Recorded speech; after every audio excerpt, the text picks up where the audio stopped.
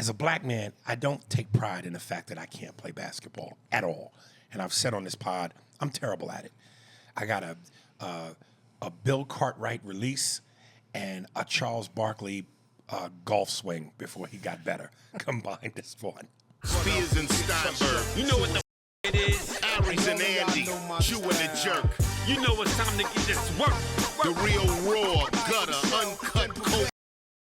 No political corrections. Always sleep. Being awoke. We discuss politics and jokes. Scribe, we lit. There's levels to this before you was on your mama. Aries Spears don't give a fuck. We talk about race a lot, racism. Much love to my loyal bag holders, rollers, loaders. We got them in the folders. The whole world on our shoulders. Spears and Steinberg. Yeah. Listen, quick funny thing.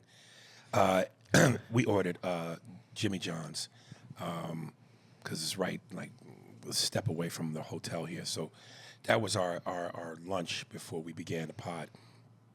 And Andy, this how well Andy knows me. I finished eating my Jimmy John's and I ball my paper up. And here's the thing. As a black man, I don't take pride in the fact that I can't play basketball at all. And I've said on this pod, I'm terrible at it. I got a Bill Cartwright release and a Charles Barkley golf swing before he got better combined as one. And Andy can hoop.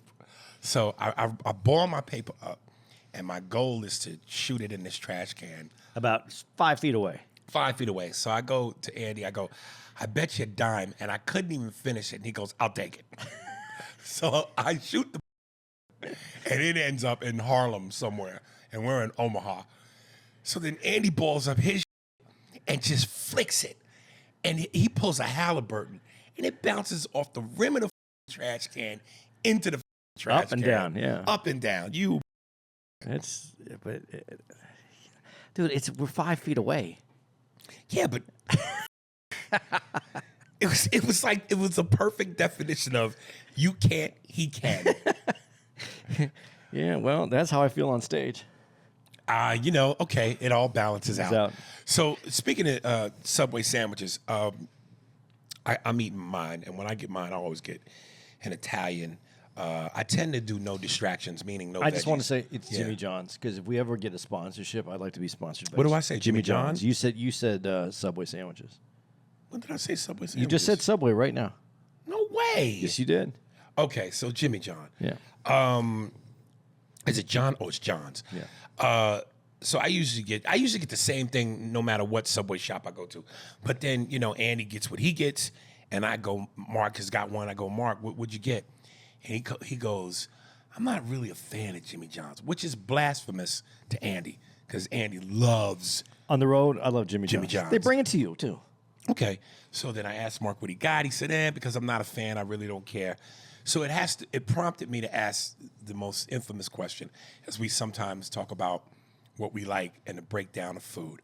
Of all the sub places that we know of, Jimmy John's, Jersey Mike's, Subway, which those three are everywhere. Everywhere. Yeah, that's part of it. It's convenience. When Right. we go to a new city, can we find it? Right. But then Quiznos is not around as much as it used to be.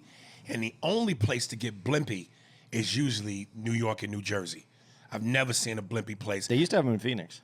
Yeah, so Blimpie's not what it used to be in terms of availability. Right. But that being said, of those five, Jimmy John's is your go-to? Yeah, Jimmy John's. So that's your favorite? Yeah, but it's not my favorite. Jimmy John's, I like pastrami, and they don't have pastrami. Okay, but in Jimmy John's, what's your second go-to? Between Subway, Quiznos, Jersey Mike's, and Blimpie. I guess Jersey Mike's because they have more. They have more choices. Okay. And I'm Subway's my last. Really? Yeah. So your third one would be whatever you had before. Quiznos or Blimpie? Blimpie if it's available. Then Quiznos and Quiznos they toasted it. Big deal. You had a toaster. Congratulations. You discovered fire. I didn't care about Quiznos and Jimmy John's. They're toasting them up now. I don't know if I'm going to like this new Jimmy John's stuff they're doing. What new Jimmy John stuff? Yeah, they're gonna have toasted sandwiches. They're gonna have some more Well, salad. they ain't taking nothing away though. No, but it's just like sometimes you know, like when you go to In-N-Out Burger, Yeah. they could have chicken sandwiches. Wouldn't be taking anything away. But if you do a very small amount of things really, really well, Don't f with nothing else. yeah, don't. Why? I mean, some people won't go there As long as they don't take nothing away. as long as it doesn't f up the flow. I like Right. how fast it is, dude. Seriously, like where this Jimmy John's is, if we wanted to order sandwiches here, I could put it in my phone, put it out there. I bet within 10 minutes that Jimmy John's would be here. But they're literally right Yeah, there. but it's just where else can you? Some places you go into and you can't even get the sandwich in 10 minutes. Right. These people rock that shit out. You don't like Subways that much, huh? I don't. Subways is my least favorite too. It's something about it doesn't. Too much bread. The bread, it doesn't always look very clean because they're older stores. They've been around a lot Right. longer. And I shouldn't say that because just because some things have scratch and dents doesn't mean they don't wash it and do the That's stuff. how I feel about women. Just because some of them have scratched and dents don't mean it's not good. It's a good point. Yeah.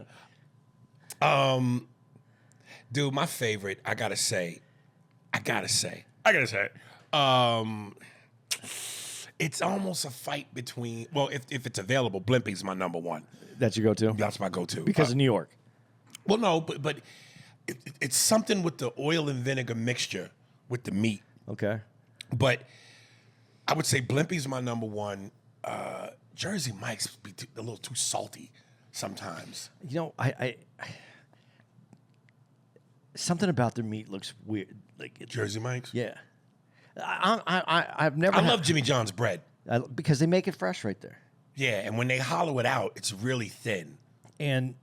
But that's kind of what Subway did. They started making their own bread and then add into it. But Yeah.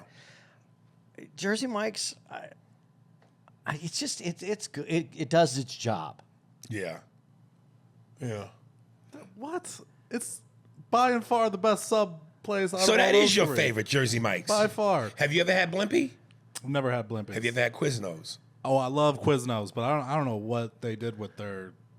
Those are not around that So much. you put Jersey Mike over Quiznos? I haven't been to Quiznos in a while. Yeah, I feel like they don't even like. I mean, do you see any commercials for Quiznos anymore? No. That They're chicken rarely carbonara limited. is amazing. I don't need a chicken carbonara for my sub place. Just saying. If I'm going to go, you know what? But see, that's the thing, and this is where I'm getting spoiled because I'm in Jersey, in Hoboken though. There's Italian delis everywhere. So when I want a pastrami, I get a pastrami. When I want, like you said, chicken parm sandwiches out in Jersey. Listen, all those Subway places we're talking about, those are like chains, franchise Yeah. chain. When you just said it, a good deli place, it blows them motherfuckers. A out bad of the deli water. place blows away those places. Yeah. Well, I shouldn't say a bad, but I haven't. You know what? All my time in Hoboken, everywhere I went, I've tried a bunch of different places. They're all good. And when you say a good deli place, are you talking about where the wops are serving it? Some of them. Yeah. Some of them are. You don't want to go shubbage until you get some Italian sweat in your bread. Dude. It's not oil and vinegar. It's Italian sweat hanging from the chin meat. What I love about Hoboken is they have a Mutz Fest. Mutz? A mozzarella. Yeah. Mutz. So we're getting Italian now. Dude, when you go there, everybody is pulling their own handmade mutz every day. They're pulling that, so you get the freshest cheese on your sandwich. Let me tell you something. If there is a real, authentic, I'm talking about a hot, sweaty New Jersey, double chin neck, sweaty sausage fingers so thick that the pinky ring will never come off. I mean, big nose, wop Italian deli place. I will go in that and take being called a as long as I can get that good sandwich and you with call the them, fresh mozzarella. and you call them wops. Yeah, I'm like, hey, Tony the Wop, there he's the make me my sandwich, you fucking There, it's fair. you my wop. You got it, you jiggable. I would go every time. Oh, Dude, but see, what happened is I loved Italian food so much living in Arizona, and my stepdad's Italian. I was raised around Italians, so like the food was there, And I loved it because I didn't get it every day. But when I moved to Hoboken, like it's like all the delis. There's no Jewish delis. They're all Italian delis. Yeah. So like but it's almost like I'm Italianed out. Like I don't have pasta anymore because I can every time I go out. It's And pasta. when you say mozzarella, the moots, Mutz. it don't get no more authentic to that. Yeah. Don't say mozzarella. No, you can't. They correct you. That's where it came from. I didn't. Mooch. You say the mozzarella. Oh God. One of the Lasardo brothers, Lasardo, they just closed down. They were right by my house. There's a few places that are a little bit further away. I've gone to them too, but dude, there's one, and I'm gonna forget the name, and they have the best mutts in Hoboken, and they do this roast beef, and I think it's only on Tuesdays and Thursdays. I mean, you can get it any day, but they do it with the mutts, the roast beef, and then they put gravy all over it. And you said gravy, not marinara sauce. No. It's great. It's real gravy. Oh, you mean like real gravy, Gravy. like mashed potato gravy? Yeah, but it's this Oh, other shit. gravy that they do on this. I went and got one this last Thursday. Oh my god, dude, this thing is just so good. And people line up. They have them. They come in early. They probably make 100 of them just to get ahead of the fact that all these people are going to come in. See, and that's grab what them. I miss about the East Coast. Like once a year, they shut down Times Square where no traffic can go through, and it's just on your left side, right side, like a festival, and they celebrate Italian pride or whatever. Yeah.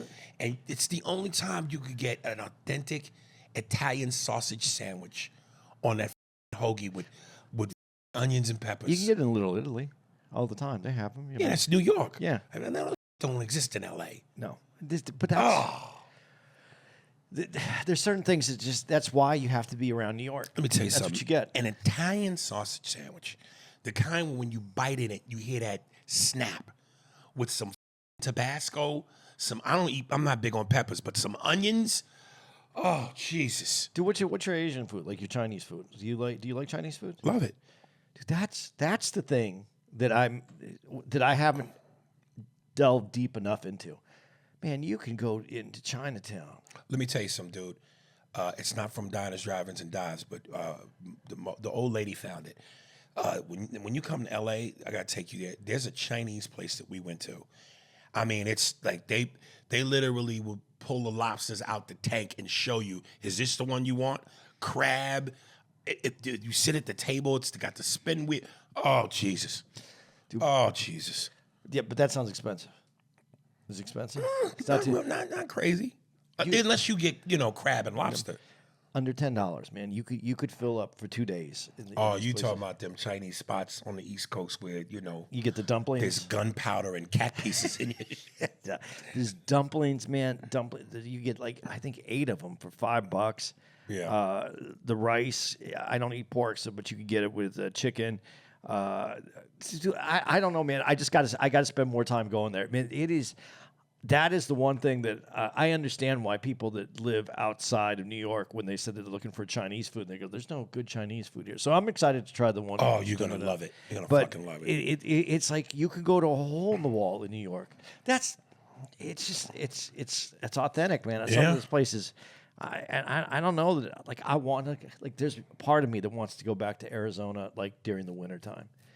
But I don't think I could ever leave again now. I like there's too much out there to leave. I don't know how you live in LA, and I get it. I get why you live in LA. You grew up out there. It's different. You get a change when you get older. That makes sense. Great weather. It worked for you. You were on Mad TV. Everything about LA worked for you at the time when you were coming up, and it was worthwhile. I can't do it. It doesn't feel real when I'm out in LA. Everything else feels real. Yeah. My investment in it has been since '93. And the part of your life that was in LA. Yeah. So that's the part. I say all the time. I became a man in LA. Everything became mine for the first time. And all the benefits that you received, and I don't want to minimize it, the benefits that you received as you became a man and became stellar at what you do happened to you in L.A. Yeah. You were good in New York, but happened in L.A. Yeah. So you have that. Speaking of LA, to the Mexicans, Andy told me you were going to tell me what I missed, but so I sent out a post, and at first I was fighting it because I was like, man, I don't really want to get involved in this, and the people in the comments and gonna be fighting me, but not much to my surprise, but a lot of the Latino community was like, brother, we hear you, and of course the black people was like, you goddamn right. I basically said, to our Latino brothers and sisters with this whole ICE situation, it's like I've seen so many posts where they're like, how come black people aren't as supportive? How come black people aren't getting involved in this fight? And I said, a big reason, and while my heart goes out to the Latino community, a big reason why we're hesitant to get involved is because whenever it comes to race, and when black people get on social media, and I've done it a million times, and we talk about our plight and what we've gone through, we expect large groups of white America, not all, but large groups of white America, given the history of black people in this country, to say the things that they say that are disrespectful, insensitive, and that lacks of empathy and sympathy. Oh, get over it, cry me a river, the violin gesture, and then they post the well-known victim card meme. So we expect that from white folks. But the fact that we get it from people that share almost the same skin tone as us, and the Latino community says that to us, it's like, how dare you? And we get offended by it because unlike black people, Latinos, y'all don't have the rich history that we have had in this country in terms of 400 years of oppression and slavery, the lynchings of our men, the castrations, the beheadings, the burned at the stake, the brutal rape of our women, the church bombings, the killing of our children, separation from identity and self, the killing of our leaders, Medgar, Malcolm, Martin, police brutality, systemic racism, structures that are still in place to this day, an unjust justice system, police brutality. Y'all don't have that. So it's easy for you to denounce people when they don't look like you.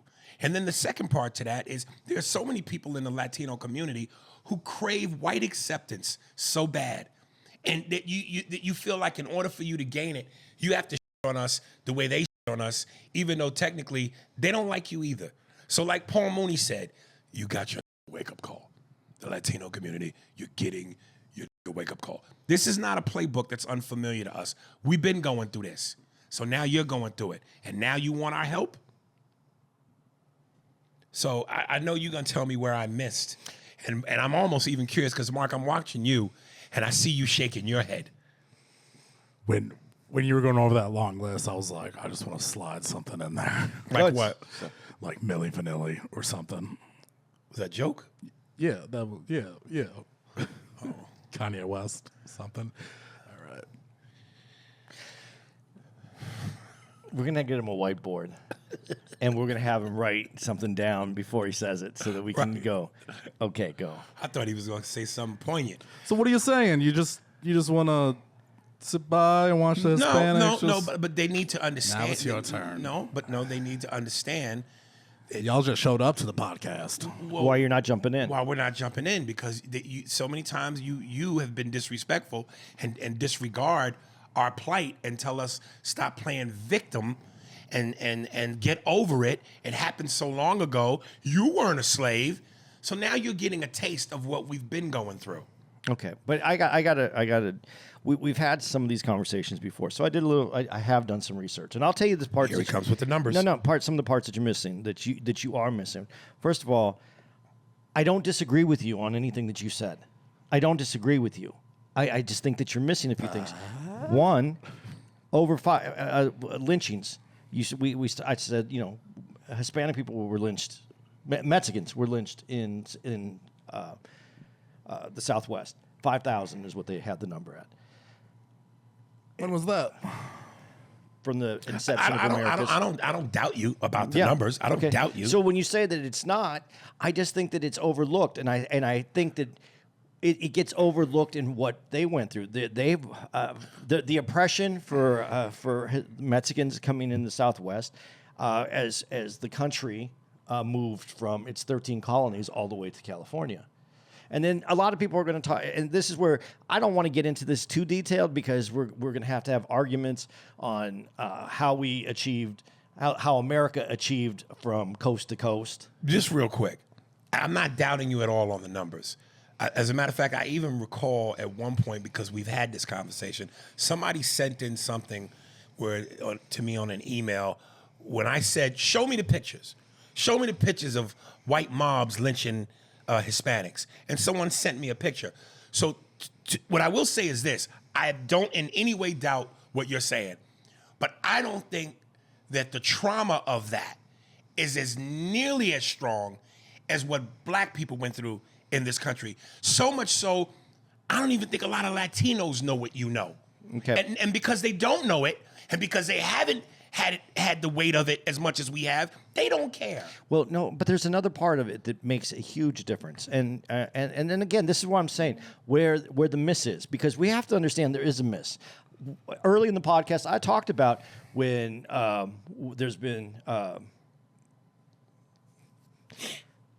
when there's obvious racism and killing of a black citizen of this country, and we see blacks come out, and you do look and go, hey, and then you see the white community comes out, and then you go, but where's the Hispanic community? And I've seen that. I mean, I've seen it myself too. So I understand what you were saying in that, but this is part of a bigger conversation, because as it's gone on, I've seen it more. I don't think we always understand who Hispanics are, who the Hispanics in the community are, because we're looking for the idea of it. If I'm looking on television, I can see who's black and I can see who's white. Hispanics come in a rainbow between black and white. And so just because you're looking at it on TV and you're looking for like something that it signifies Mexican, it isn't necessarily there. They're there, but how are they there? And this is why in the recent time, and this is new too. When we talk, we've divided this. This is a political thing, and I don't understand how we got to. This is another part of the political process that's happening in this country of a division. It used to be it was black and it was white. Brown people didn't get included in this. Brown people were never. We never used to say black and brown. The black and brown community. Well, America has always been multicultural. Yeah. But I think that when people think America, really, they think black and white. Right. But so we added. We're the two big bullies on the block. No, well, but the Hispanic community is going to be the larger community over black. Okay. Okay. So in that process, somebody in the last 10 years or whatever has gone no, stop saying black and white. Brown and black people. They just got included. So maybe they were missing because they were never included in the first place. Right, but to my point, we weren't included. But through fighting, we've now. You were included in the fight. They were never even included in the argument. Okay, but I'm just saying that we have fought our way on the totem pole to where you think, okay, white, black, and now everybody, whether it's Asian, Indian, Hispanic, comes under that. Okay, and then we got to look at how we divided everybody up. Before, when we used to say white, it was European, but it was certain Europeans. Italians aren't white. Spanish weren't white. They didn't come over as white. It was people from the UK, British. It was people that were French. They were the whites. They weren't white, and we knew the difference. Just like when you know the difference of black, where certain black people come from, and you look at them and you don't see them as Africans versus American black. We white people see the difference. You know what I don't get, and I've heard these stories where they go, my immigrant Irish family came over and had to deal with the BS from racism in America. My Italian immigrants came over and had to deal with the BS from America. So it's like, okay, just like you're saying. So the Italians caught flack, the Irish caught flack, but at the end of the day, whether it's Christian white, Italian, Irish, they all end up hating. Well, I don't get that. Let's continue on this Because process. I'm thinking if you're going, well, you know, my Italian descendants came and America kicked them in the ass. My Irish people came and got kicked in the ass. Well, then if everybody's getting kicked in the ass, how does everybody that still has white pigmentation hate? I don't think that they do, but here's. But absolutely they do. No, I don't think they do. I think there's come on. there's certain groups of people that hate anything that's not them. Okay, so if whether we talk, I can't speak heavily on the Irish, but whether we're talking about, what's it? What's the Italian neighborhood? Bensonhurst, where and we saw the documentary about the Yusuf Hawkins kid. So whether it's these can't come into this neighborhood, the Irish have said that, the Italians have said that, Sopranos, the Moulians and the Spades. Okay, let's talk about that a little bit then. When you're talking about neighborhoods, everybody gets their neighborhoods. We're talking neighborhoods, what are neighborhoods? They're tribes. So when it's all Italians in this tribe, you can't come in here. You got to be here. You got to be gone. You can't come in here. But the same thing happens to white people in black neighborhoods, right? That they can't come in? White people aren't welcome in black neighborhoods, an all black neighborhood, by themselves, just roaming around. I'm not talking about today, right now, at this moment. I'm talking about when we were more tribal, when we had our little neighborhoods. I would say even then, back then, it was less likely that they couldn't come in because back then, if you heard a white person, guess what? Yeah, I see what you're saying there. I'll say that. They were safer then. But in Irish neighborhoods, Irish people were allowed in the neighborhood. They kept to their neighborhood and they kept everybody out. I'm talking about today. Today it isn't is tribal. I think that we're more open today. I'm talking about today, right now, because we're going through this right now. In the past, I can't argue with you about the past. There's facts, there's numbers to back up exactly what you're saying. The past was tribal. Yes, you came in. The Irish, what happens to the Irish? The Irish can't get jobs. They eventually end up in law enforcement, and they're kicking everybody's ass. They don't like anybody. They don't like the Italians because who are the Italians? They're the mafia guys. They're the Goombas. And they're kicking their ass. The Italians start Castronova here, and they're taking and then they're running rackets around here. Everybody found a niche. Black people weren't allowed to get a niche. So I understand this problem here, which you're talking about, because they weren't allowed to get a niche. When in that time period when you can get property, when the Americas were expanding and they opened up properties and you could go over there and you could claim land, blacks couldn't claim land. So I'm understanding this. I'm understanding how we're here. What I'm trying to say to you is what you didn't what's missing here is that the Mexicans had a home in Mexico. Mexicans have a home. Blacks were brought here, and you have no other home. You were raised. You were seedlings. You were replanted and regrown here. I mean it 100%, because the only true culture in this country is the black culture, because it was the only thing that was reseeded and regrown here. There was no other culture like it. What other culture? You have Jewish history. Isn't your culture Jewish? I don't know a whole lot about it, but I've heard Mexicans say that before white men came here, Indians and Mexicans were here. So technically, this belongs to Mexicans. Indians. This is the funniest part about what you just said, and we can have this conversation. It'll take hours to do this. Well, let's try to keep it to another 8 minutes. Let's do it. Are Indians Mexicans? Indians, no, they're Spanish. No, Indians are the natives. Mexicans are the Spanish that conquered the Indians, and they made Mexicans. And you could type it into your computer. And then the Aztecs and all that stuff, they were like Native Americans. Yeah. So to answer my question, because again, I don't. This is why I probably should have stayed at school, because I just said all of this. California, Arizona, they're a Spanish colony. California, Arizona, all the Southwest is a native. It was a Spanish colony. They were conquered natives of that land. So yes. So what do you mean yes? There were Spanish people here already. No. It's a Mexican population, estimates range from 30 to 60% that they have some mixture of like Native American ancestry. Spanish people are from Spain. Natives were from the native land, the American lands. I'm still feeling They're like like I'm the not getting Filipinos of South I'm not America. getting my question answered. So what I'm asking is, were Hispanics here before the white man got here? Kind of. I think some of them are native, but the Hispanic identity was probably crafted with European Spanish too. There you go. That's what you just said. European. You have to define what the white man is, because if Europeans are white, Spanish are Europeans. Spanish conquered the native lands, and that was what Mexico is. Mexicans are Spanish and native. Ooh, they f***ed the native out of them. That's basically what they did. Hold on a second.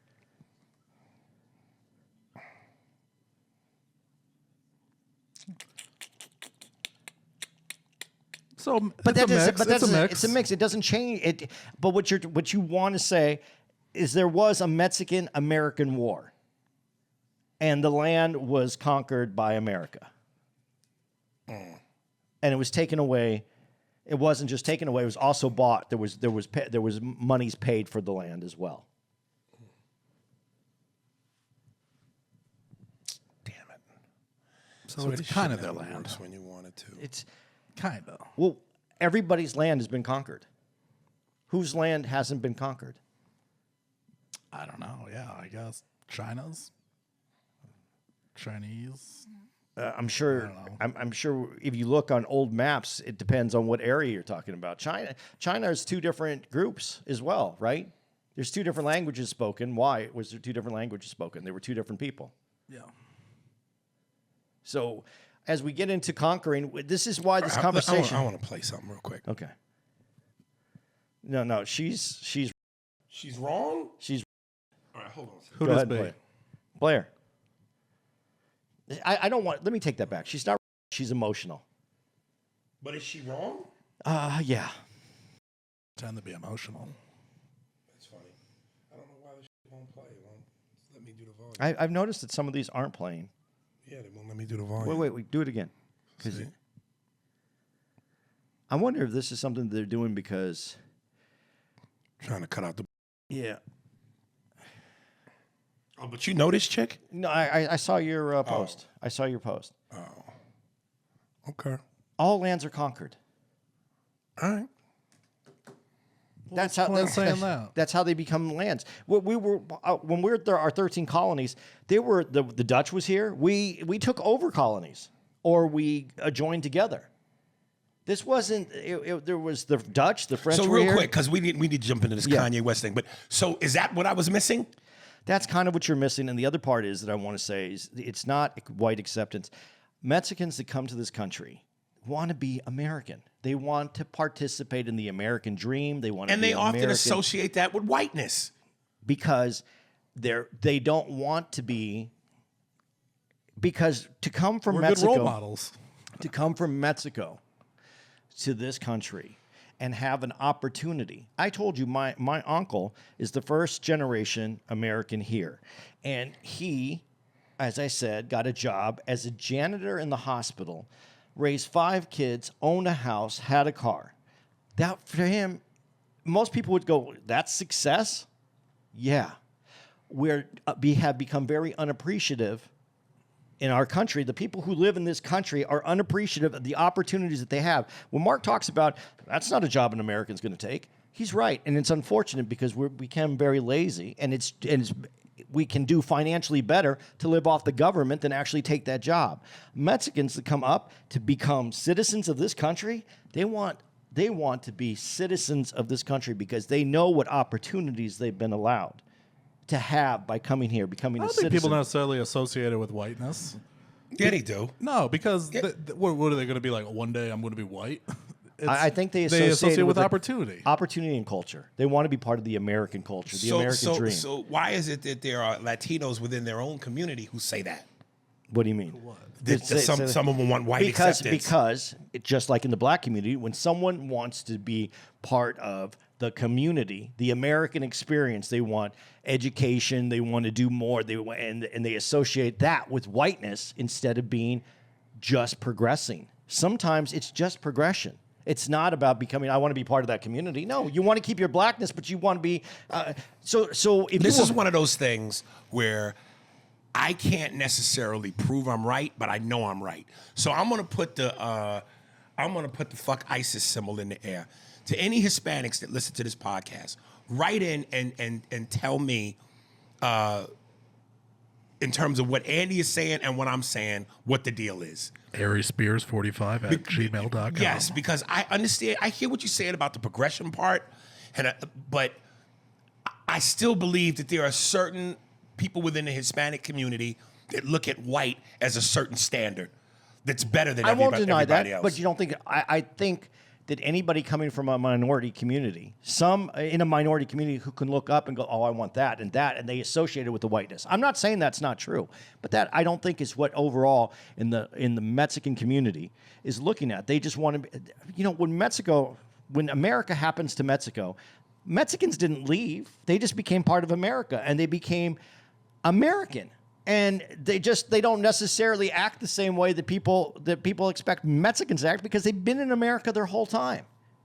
They're just part of the Southwest community. They haven't changed. They've added to their community, and the American community has added to them over years, over hundreds of years, and this is what we have. They are American. So that's what it is. But I just want to make this clear. As we're watching this whole thing go down, when you said that, and you said, I stand with, and this is the part where I really felt you missed, and I think a lot of people are missing this. A lot of Mexicans in this country are voted for Donald Trump and are for the deporting them. The illegals, especially people that are have committed crimes or have caused problems in the country. So when you said, I stand with the Mexican community, who are you standing with? Because it's a large portion. But part of the complaint is how it's being done. How it's being done. But you didn't say that in there. You go, I stand with. I have a problem with how it's being done. I have a serious problem with how it's being done. But as we're and I'm going to have a really huge problem because we have a march today, which is kind of funny going on right now. I know we got to get to this other thing, but we still have other things on the table that we haven't even got to. But the march that's going on today, No Kings going on. The No Kings March. Yeah, what's going on with that? Okay, I understand you don't like Trump. I understand people not wanting Trump. I understand marching against his authority, his sound of authoritarianism, whatever, however you want to say it. I can't get it out. I understand how he speaks. I said I can't stand the way he talks. He isn't presidential in the way that he speaks. But if you want to have a march, man, and you want it to be No Kings, call out Congress. Call Congress out, because Donald Trump, this is really bothering me. He's trying to legislate his way in America through, what are they called? Executive orders. That's not how we do things. That's how we've done things to get some things done. It's almost like he's a king. No, it's not, because Congress is supposed to be enacting laws. But why hasn't Congress? This law, in 1986, Reagan gave amnesty to almost 3 million what the term illegal immigrants in this country, to make them citizens. There were supposed to be laws passed, and Mark and I talked about this a little bit. We're not holding the employers accountable for hiring people that are illegal. Obama came in office and he did a thing called you had to do E-Verify. There's the name for for whatever it is that it is. It's a broken system. It never really worked because they're selling. When you come to the professionals. Let's wrap this up in 3 minutes. I can't. It's so impossible to wrap up. So I'm just going to get to this. You guys got to protest Congress. I don't care which side you're on, Republican, Democrat. They need to reach across the aisles. I saw Bernie Sanders, and he's on this big thing. The king and oligarchies and all. He's been there his whole life. What major legislation has he passed? I don't know. I'm not a None. biographer, but None. He's ever voted for anything? What has he passed, that he's written, that he's worked on, that he's wanted to make happen? He hasn't done anything. Nothing. He hasn't been a part of Nothing. any bill ever. He's been on bills. He's never authored any of the bills that are important legislation to this country. Stop complaining. If you're going to make this your career, get out there, reach across the aisles, and come up with some answer. Listen, There's that guy in Minnesota the only who's thing I'm gonna say protesting on the Congress. protesting is anybody protesting going, we want to get Donald Trump. Stop it. It's not going to happen. He's going to serve the rest of his term. You stop the goddamn protest. Stop holding up traffic. I got to get home and eat my supper. Well, they were doing I the agree with traffic, the traffic today. thing. That's f***ed up. No, and so But I do think protests do Yes, but have a you should be strong protesting. place in Dude, our society. one of the They do public pressure. yeah, but put one of the on greatest politicians. moments in my whole life is the first time I was in Philadelphia, and they were protesting against Monsanto, and it was organized, and they're walking down the street, and the police are following them, and they weren't blocking traffic, they were moving it along, and they were protesting Monsanto, and to my head, I don't remember names for by Monsanto, I remember, and I remember why they were protesting them. They were passing out things, and they were educating people. That's a protest. These aren't protests when you just go up there and you yell and no one can talk to you and you don't give out anything other than yelling at people. By the way, as we're doing this, because it is a heated time, Melissa Hortman and John Hoffman were killed today. Well, Melissa Hortman was killed today, and her husband by a deranged, they say it's politically motivated, and I just want to give a shout out to their family. I feel terrible that this is where we've gone. However we've done this, it's too much. We can't do this now. I will vote for Donald Trump. I will vote. Well, this one for falls on your Donald Trump. side. What? This one falls on your side, Andy. It doesn't fall on my It's side. like we're just killing Democrats. Is that what you voted for? All right. But we don't. The old dirty I don't know. bastard. Are they killed Democrats? But My side's just letting some Waymos on fire. We got 20 minutes. Want to switch gears? yeah, we can. We could stay in this for 20 more minutes. This if is we want to. people are. This is just. Well, wait. Let me just make sure. Executive orders. Congress needs to do bills. Reagan. I got that. Joe Biden over 15 million illegals in this crossing. The due process that was wiped out by Bill Clinton. Okay, go ahead. What it's on Amazon Prime. Old Dirty. It's Old Dirty Bastard. The two sides to Hulu, dirty. I thought was it Hulu or was it Amazon No, Prime? it was Amazon Okay, Prime. sorry. About Old Dirty Bastard. They called him. He was like the wild card. They said for the Wu-Tang Clan. And I The just energy. The energy. And The I just- heart. The heart. And I just thought to myself, as far as ODB and Flavor Flav being wild cards, which one do you think was more intricate in their group success? I don't think that one could be more. They're inseparable. Oh, I do. They're inseparable from their success. You can't have Public Enemy doesn't become household without Flavor Flav. yeah.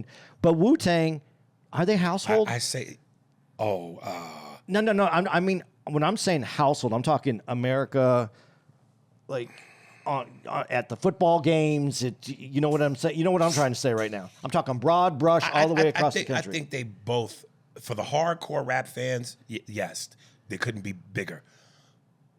But in terms of, I'm talking grandma. I think they were both limited in how far they could go, given who they were. But Flav was on. I say, Flav was more intricate. I think that he crossed over further because I don't think Wu-Tang had the same amount of crossover. I don't think Wu-Tang wanted the same amount of crossover.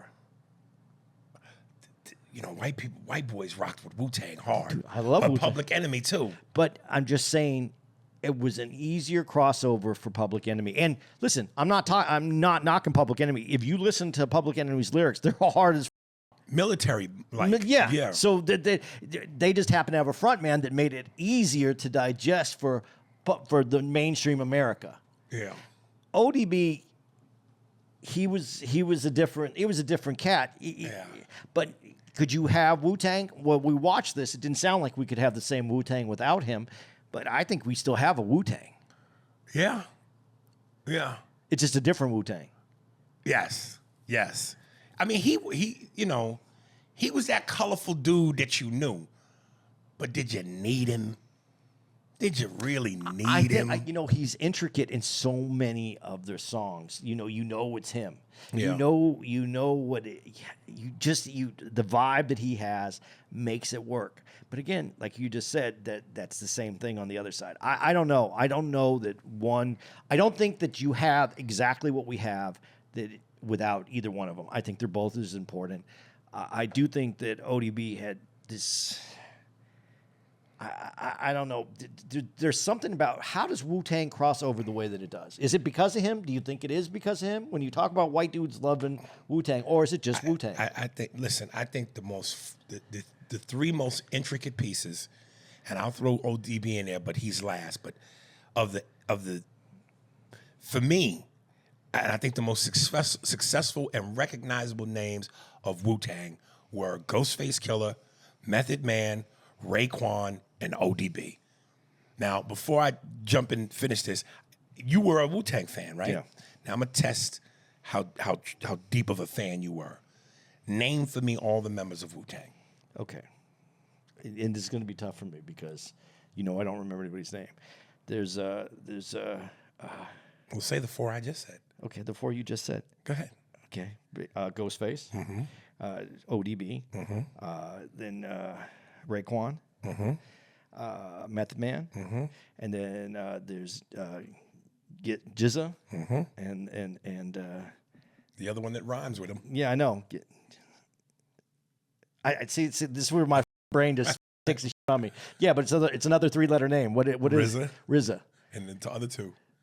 I'm not gonna pull the other two. You God and Capadonna. I should have remembered You God. But see, this was my point.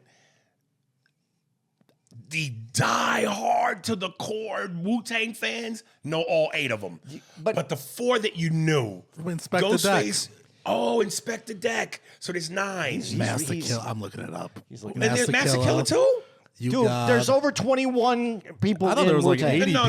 No. It's 10. It's got to be it. No. There's over 21 contributions to Wu-Tang. No. But the main group. You're talking about the core you, main you already group? got the main core. The main core was the first 8 that you said. No, Inspector Deck is. Okay, so 9. So 9. But yeah, Method Man, Raekwon, Ghost. Those But you can't expect me to get all those names. I can't even remember. Listen, I'm a Wu-Tang fan. Listen, I'm forgetting main actors I'm a right now. Wu-Tang fan. But when Capadonna released a solo, didn't buy it. When You God released a solo, didn't buy it. The only solos I bought was Ghost, Ray, and Meth. So what I'm getting to is, yes, while the Wu-Tang, for the die-hard Wu-Tang fans, yes. But and I don't want to say casual because that makes me seem like I'm not a Wu-Tang fan. But the ones that stick out to me that I loved were those 4, were those 3. But the problem is, for me, what you're saying is, could you be a Wu-Tang fan without loving each of them individually? What I mean by that is, Yes. I liked Wu-Tang. I liked the group. the whole idea of the group. Yes. All that to me makes Wu-Tang. Yes. On their own, it isn't Wu-Tang. It isn't, but on their own, those 3 are the ones I f with. I understand what you're saying, but I'm saying the people that love Wu-Tang, and they love the diehards, album. yeah. But do you have to have the other? Listen, I liked Kiss when I was in 1977, and then they came out with their own albums. I don't have any Ace Frehley albums or Gene Simmons. So would you still consider yourself a diehard Kiss fan? At that time, yeah. Are the Stones Kiss. the Stones if you take out... I would never buy a Mick Jagger's album. Really? Never. I don't have one. Don't need one. I don't even know. The Stones are the Stones, and I need all 4 Stones to make the Stones work. You need all the Stones to make the gauntlet forget Thanos. Right. That's what I need. So for me, when you said that, I get what you're saying, because if you're hardcore and you love them, and and it's a little bit different in rap, because if you have someone drop some bars on you that go, that is what I love, and every time they hit some bars and you go, that. Yeah, and then they release their album. Yeah, you want to go grab that album, but that's not quite the same thing when you go into rock music. I mean, I don't know if it's the same. I thought Method Man was the best spitter, but I thought Ghostface was the most colorful, and I gotta throw Raekwon in there too. But the Wu-Tang, their lyrics, when you break it down. That's why I'm saying you got to be a diehard, because some of that leaves you scratch your head going, what? But it's also because together it made something unique. What did Raekwon say? We got to delegate the gods to see gods, the swift chancellor. We got to delegate the gods, the sea gods, the swift chancellor. Someone's gonna write in and tell you what that is all about. Yeah. But if you left them individually, does anybody look for their solo? Are you looking for a solo? Yeah, if you're a Ghost Ray or Meth fan. No. Let's say the Wu-Tang never existed and they're on their own. Oh, completely on their own. Completely on their own. We never They heard were them paired up. introduced to you on their own. Do we find them? Nah, I think they got to start out together. Because what I'm saying is, it was them. There was a moment. It's all about timing, moments. Them coming together. Listen, man, ODB. Listen, I love him. Do you think really he? I was surprised he even had a hit solo album. Okay, because he's so unique as So a character. unique, crazy. But on his own, not introduced with Wu-Tang, does he hit the same way? Is he going to get that solo? I don't know. I don't either. I'm being really honest. I'm being really honest. Right. Wu-Tang is the reason Wu-Tang is so important. Like I think is important is because it is a group, and they only added to the group by adding more flavors to it. They didn't. You know what I mean? Right. All these other. When I said there's over 21, I think there is 21 contributions into Wu-Tang. But when you put all those little sounds out there, that's how you got what you got. They're not a single entree, man. That's a stew. Yeah, okay. If you're stuck on a deserted island for 5 years and somebody goes, of these two groups, you got to listen to their album for the next 5 years, and this is all you get to listen to, NWA or Wu-Tang? Wu-Tang. Yeah. That's easy for me. Well, it's easy for me too because after being around you for this 5 years, every time Ice Cube come on, I'd just start laughing because I'd have to hear you in my head. You didn't think he was funny in 21 Trump Street? Huh? Ice Cube? No. Dude, let me tell you something. When I tell you I am not an Ice Cube fan, I almost say that with a sense of hateful passion. I don't like watching rappers do comedy. I can't stand it. But I that think character specifically. it's an insult to the craft. You don't think Method Man when he did a where he played a little slightly comic character and And How High? yeah, wasn't it? Is that what it is? Yeah, him and Redman. What was wrong with Great that? movie. I don't know, man. You gotta let people out their box, man. But when you get out your box to come in my box, and you ain't equipped the way you should be, get out my box. 21 Jump Street. I don't. Him as police captain. Oh Jesus! Listen, 22 Jump I Street? don't think that Ice Cube. I think Ice Cube was great in what he did as a rapper. I think he was great. I'm not going to say good. I think he was great, man. And Willie D called me because I said on the Big Boy podcast I wasn't a fan. Willie D called me and was like, hey, bro, you'd have thought I cussed this nigga's mom out. He was like, hey, man, you don't understand, man, what that Cube has done for the culture and the community. And I said, brother, I hear all that, and that's commendable. But as a subjective opinion, he is garbage to me. You didn't like Friday? in his acting, Both. He's not a great actor. There's no range whatsoever. And as far as rap goes, his flow, his cadence, it doesn't do anything for me. nah, man. Nothing. In NWA, man, he was essential. And you got to take when he said it, man. I hate to give Mark anything, but in Barbershop, you really shouldn't me that Barbershop. Come on. What blew you away about that the performance? character fit. He fit in the character. All his characters are the same. Yeah. The same tone, the same delivery, the same scowl. There is no Ice Cube has about as much range as a frozen stick of butter. So you're going to give him Keanu Reeves' position then? Keanu makes good movies. Barbershop wasn't a good movie. That was all right. It was all right. And did you really watch Friday? Did you enjoy Friday for Cube, or did you enjoy it for Tucker and Epps? I enjoyed Friday because I thought it was good, but I only saw Friday. I didn't see the next 22 Fridays. That should be the next one that they make. The next 22 Fridays. Oh Jesus! I thought he was fine in his Disney-esque work that he's Those done. will really piss me off. Those are the ones you probably hate. Are we there yet? Again, you're trying to do comedy, and you're a hardcore rapper. Give me a break, But man. they use that to make it funny. Oh, please. Listen, man, I just don't. The dad goes up on the ladder to change something on the roof. The Ladder falls back, cut to the aerial shot of Ice Cube in the bushes with a goofy face. They told him to make that goofy face. Yeah, of course they did. Of course they did. Because a comedic instinct, a real comedic talent, would know what to do in that moment to elevate the moment. Did that film make money? I don't know. Well, they made a He sequel. wouldn't so. have been back if they didn't make money. Hey, man, listen, obviously he has a fan base, you know? And his fan base, like any congregation, is loyal to the pastor. Yeah. So I get it from that standpoint. But as far when you talk about, and we've named them, DiCaprio, Denzel, Pacino, De Niro, guys with chops. You don't ever put Ice Cube in that, ever. You're not supposed to. Not everybody is in that group. Phooey. Did he beat you out for that role in Anaconda? I never got to audition for the role in Anaconda. Did you see Anaconda? Nah, but I'm sure whatever he did it like this. And he made that face. He did do that a little bit. Man, I ain't getting in that water. It's a snake in there. Out of here, man. You know, when they talked about, I want to jump ahead. Look, That's when pretty good. When you pull that up, look at this. Look. I don't even know what he's saying. I gotta get out of here. You know how they? No, don't worry about the volume. You know how they scared him? What? Puff Daddy was under the water naked. Oh, that's funny. That's funny. Making the snake sound.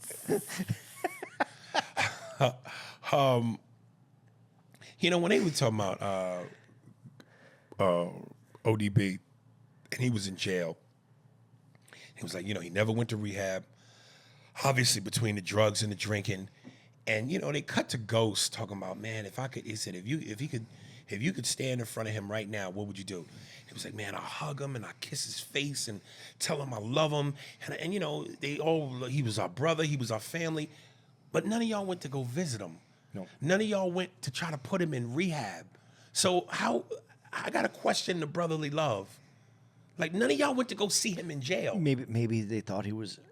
I can't say anything. I would like to go back a step though before even that. And I'm going to say something that I'm sure some people are going to take offense to or write something into me. And you can write it if you want to. I was watching the doc, and honestly, I think the end of him was when he got shot. The first time? The first time. The reason I feel this way is because he had love for his community. Which I want to speak on that, yeah. The black community. Yeah. The hood. The hood, the black community. And he was there with his money. He was helping out anybody who needed it. And somebody in the community did him really dirty. And I don't think he ever recovered from that. No. So are you saying that it with him emotionally? Yeah. I don't believe it touched him at all. You because don't? he was so part of that element.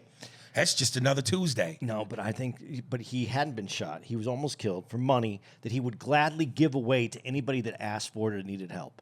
And instead of asking for it, they wanted to take it from him.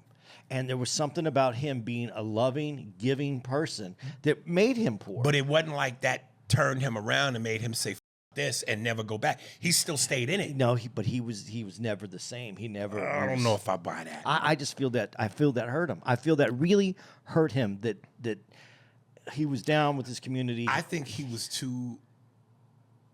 How do they say that? A product of his environment, meaning he was too ignorant to understand that could hurt him, or that he was too ignorant for that to be able to hurt him. I think that he wanted to believe. My personal opinion is he wanted to believe that he could be who he was in that community with who he was, and he was going to be loved for who he was, because that's what he wanted, dude. He wanted love. He wanted the community to be different. He wanted it to be a loving community, not a. I'm going to take this. I don't doubt the love part, but when somebody pointed out and they said he was not built for success and fame. Everybody says they want that, but can everybody handle that? And he was not equipped to handle success and fame and money. The drugs did that, but the drugs entered after he got shot. I know, but there's also, as I always say, a mentality that comes with people from the ghetto. So what that mentality can be just as crippling as any narcotic you put in your body. I'm just going to go back to this, though. because you brought up Ice Cube and we were talking about Ice Cube. Ice Cube said, "I'm going to stay in the community. I'm staying in the hood." He lived in the. He lived. He didn't. He got the money. He didn't. And then what happened to him? He went, "Nah, that's enough," and he left. Yeah. Because he came to the point. He didn't get shot. He realized he was going to get shot, and life was going to be shortened or taken from him, and he got out. Dude, I wrote, I can't imagine being so connected to the hood and poverty that when you achieve a high level of success, you stay in the streets to the point of endangering yourself. Once you blow, man, get the f out the streets, You're man. comfortable in the disorder and chaos that you know. So if I, this is perfect example. When you are from New York and you live in New York and you're used to going to sleep with sirens and gunshots horns and guns, you sleep like a baby. But when you go to the country and it's quiet, you can't sleep because your brain has a way of working that out. And I think that's part of this. You're comfortable. I hate to talk about my family like this on a podcast. My family's comfortable Oh, your mama's very comfortable. in their chaos. I'll have a drink with you, nigga. Okay, I'm not defending her for saying it because it was wrong no matter what, but she was trying to be funny. You got it. I hear you. Because I'm not going to keep throwing her under the bus, but she deserves a little under the bus for even trying to be funny. Okay, but they're very comfortable. People get comfortable in misery. Misery becomes their partner. Yeah. But I'm just going, once you've tasted filet mignon, once you've had a taste,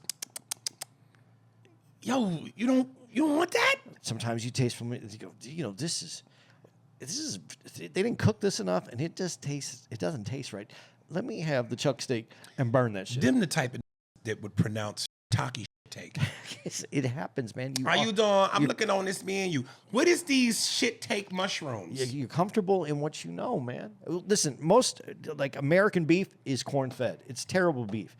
You eat grass-fed beef, it tastes different. It's better for you. It's better for the cow that you're eating. It's better. Everything is better about it. And you taste it and you go, no, I don't like this.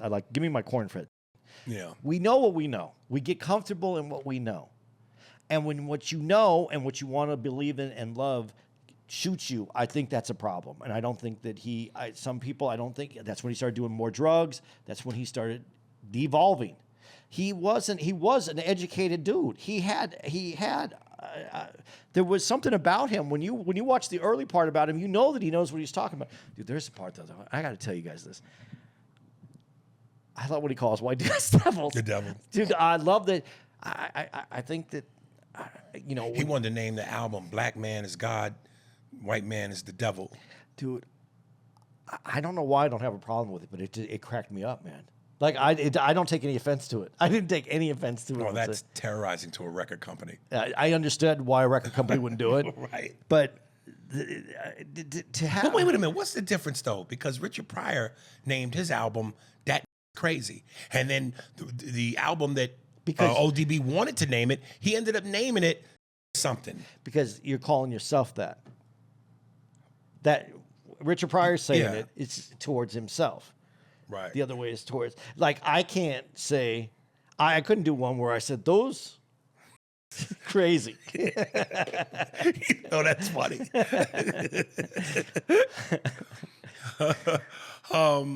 I wonder if I could do an album cover with Richard Pryor above me, and I was just pointing at it, and it'd say, and it said that? Yeah. I'm sure you couldn't use Richard Pryor, though. Maybe I'd draw it. Part 2. Yeah. No, I'm just saying, there's ways people try to. His cousin was Flavor Flav? Who? Yeah, they have a distant relationship or something like that. Yeah, that's what it says on Wikipedia. Yeah, they said it in the stock. It says RZA and Jizzo. I know I will probably catch flack from some of the brothers that do this, and I guess this is what those Israelites are, and I'm sure there's some deep level to this. But when brothers get to talking that where it was like, that 5% of Allah be the priest Muhammad, Asiatic black man, moon and the stars. What the are y'all talking about? And I know on a deeper level, it's the whole that documentary. Oh yeah. That's all. I'm sure there's some real deep meanings, but they lose me with that. But the meaning is so deep. You have to go in deep and take a left and a right and come up on the other side. I'm going deep, deep, deep, deep undercover. I'm going so deep, you page me and nobody know because I be deep. Yeah. Princess be the Muhammad Allah, the 5% of the moon, my brother, Asiatic black man. Like, I just go, what are you talking about? Dude, anything that brings you personal power that doesn't hurt anybody else, I don't. That doesn't bother. I don't think that that's a problem. It's when your personal, when that needs to affect others around you or hurt others. That's the problem. Listen, when the 5%ers and that thing, if that's what it takes to move you up so that you can get to another level and get off whatever the problems are, the fact that the 5%ers aren't supposed to drink, they're not supposed to smoke, they're supposed to live a different life. So basically everything that ODB wouldn't do. Wasn't doing. But he was preaching that. Earlier in his life. It didn't help him. No, but that's why I keep saying, I think once he got shot, I think it changed him. I don't think that had any effect on him at all. Okay, well. Some people just thrive in that element. You know? I think he thought... They don't have the ability. Their palate can't appreciate fine dining. They want... I'm telling you, dude. They want... Dude, I got to be honest. I don't need fine dining. If I lived the rest of my life not fine dining, I'd be okay. I don't have to have it every day, but I got to have it. It's nice. It's not necessary. Mr. Chow's is necessary. It's not necessary, but I got to be honest. It's nice. I would love to do, like you said, every now and then, a little experience makes you feel. It makes you. It brightens up your palate a little bit. You do wake up. You go, that was really delicious. And you know what? They did this with this little. And it's not something you're going to do at home. It's not something you have to have. But when it happens, the fact that some ghetto gum chewing, baby hairs laid down, I could take to Mr. Chow's and she popping that gum. Talking about, I don't see why they so special. Get the away from me before I punt kick your ass across the street. You do need to be. If you want to succeed, you need people. Well, you can succeed and never change, but it's hard. You need people around you that also want to move in a different way. You want people that want to make life easier. You know, listen, if you're willing to stay with someone that is bringing his girlfriend over in your car, you kind of, I'm not saying you're the problem, but you got to hold people accountable. If you're not called out, how do you ever get accountable? Right. I don't know. I don't know. To me, it's kind of crazy. It's a little bit, but that's him. That's who he was. I don't know. I find him to be one of the most interesting people. I find him to be a talent that he was able to take his nonsense. There's almost some nonsensicalness to the way that his flow was. And me and Mariah go back like babies and pacifiers. And for the record, I rocked the out of that song when that first came out. It's great. Yeah, he's a great cartoon piece to have a little bit of. That's why I'm going a whole album of this nigga. The album was good though. I heard it was. The album was good. I just can't imagine buy it. 20, the album I was didn't good. either. 20 tracks of that nigga.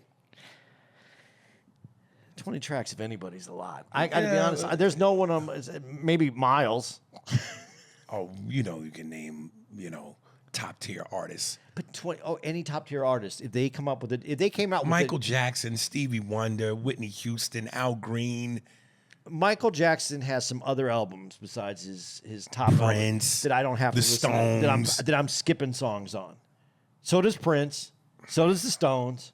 I'm not listening to everybody's songs. There's some songs that maybe other people like them. I was like, there's not one album you've bought where you went flawless.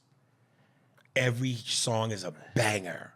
Okay, there's a song on Thriller. Which song did he do? Wasn't a song on Thriller with? Was it him? Who was Paul McCartney on Thriller? Yeah, no, I don't think it was Thriller he was on, but he was on "The Girl Is Mine." Yeah, Paul McCartney. "The Girl Is Mine." The girl is mine. Mark, which album is that? Michael Jackson and Paul McCartney. It might be on Paul McCartney's album. I think it's the one before that. What was the one? "Rock with You"? I think it's on that album. Yeah, it's that album because Because that whatever album it is that it's on, you don't like that song. it just I don't need it every time. I can skip that song, but I'll listen to the rest of the album. He did 2 songs with Paul McCartney. He did Girl The Is Mine and Say. Yeah, Say. That's the song. That one was on McCartney's album Pipes of Peace. That was on Paul McCartney's Thank album. God it was on McCartney. Say, and The Girl Is Mine Wait. was on Thriller. Say was on Paul McCartney's Okay, album. yeah. Thriller. That is it was on Thriller. So that's the one on Thriller that I can pass. The Girl Is Mine. Yeah, it's a good song, but I don't need that song. All right. There's one song on the other the album before it. What's the album before Thriller? It's where he's Off the Wall. Off the Wall. That one I thought was as close to it was perfect. But there's a song on there that I don't need to. I don't remember which one. And I'm gonna tell you, Thriller. I don't need Thriller. You know, I think I still love Thriller because in my head I see the whole video and everything. Right. And I used to do this amazing mix because I was DJing at the time. Right. And there was this Walt Disney Halloween album. And it had Vincent Price and it had Ron Howard. And Ron Howard's like going to this haunted house with this girl, and Vincent Price is and Vincent Price is the voice on it too. And that bleeds into Thriller. And I used to mix those two together. Yeah. It was such a great mix. So yeah, I still love that. But I didn't need all those. There's songs on there that I can't think of anybody that I listened to their album. And I would like to ask those guys, those professional music, did you like every song on there, or did you have to put one on just to get the album out, or did you just say so and so liked this one, so we put that one? I don't think everybody likes all the songs that are on their album either. Right. We're artists. We're not supposed to like fall in love with every song that's on there. I'm sure there's an album out there that I would like every song, but I don't know what that one is. I think it's different when like you're making the album and you're in the studio and you have like that nice sound equipment playing it. Yeah, but after you do Everything sounds good. But when and you- you made it, so you're like, yeah. it's Yeah, but when amazing. you're recording, the recording process is just like any other art process where you have other people involved. It becomes frustrating as well. So I don't know. All right. Dates. Dates. See, we didn't get. I thought we might get. Which a one little of these irritated songs that on first one. Off the Wall do you hate? I don't know. I don't know which one it is. Let me see.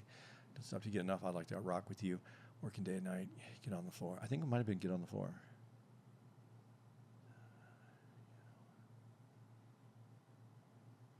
I don't know.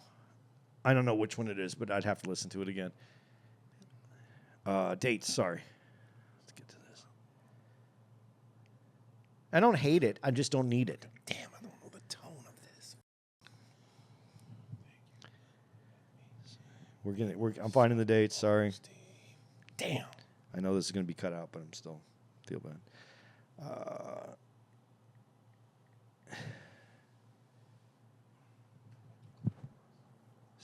There we go. Sorry, we got a new routing, which was nice. All right, guys. We just finished. We're finishing up. This is our one of 2 nights in Omaha. First night was amazing out here in the brand new club out here in the Funny Bone in Omaha. Omaha Funny Bone, however you want to say it. I might have done it backwards. They redid the club, moved it to close to its old original area. A great club. Had a great show on Friday, and we're finishing up tonight. And then next week, June. Well, we're already not going to be here. You're listening to this a different day. July 26th to the 28th, we're going to be at the Olson Run Comedy Club out there in Eugene, Oregon. July 5th, we're going to be at the Margaritaville Resort and Casino. That is in Bossier City, Louisiana. July 12th, Fitzgerald Theater out in St. Paul, Minnesota. July 17th through the 20th, the Helium Comedy Club in Portland, Oregon. July 24th to the 26th will be at the Comedy at the Carlson in Rochester, in New York. July 31st through August 3rd, the Stress Factory in New Brunswick, New Jersey. Aries' old area as a child. August 7th to the 9th, we're going to be at Mic Drop Comedy out in San Diego, California. And August 15th to the 17th at Bricktown Comedy Club in OKC, who could be the champs of the NBA, or they might not be. It's 2-2 as I'm leaving this podcast. I thought last night when we were leaving, they were going to go up 3-1, but they tied it. Yeah, they tied it at the very end. shit. No. Yeah, they tied it 2. It's 2-2. But I really thought I thought the Pacers had it, and And even when it was still there was 23 seconds left, 4 points down, and you miss your free throws, you're gonna lose the game. Anyway, that's a show. Okay, yeah, that's a show. Spears and Steinberg. Thanks for listening to the Spears and Steinberg podcast. For more information on where to find us on the internet, visit spearsburgpod.com.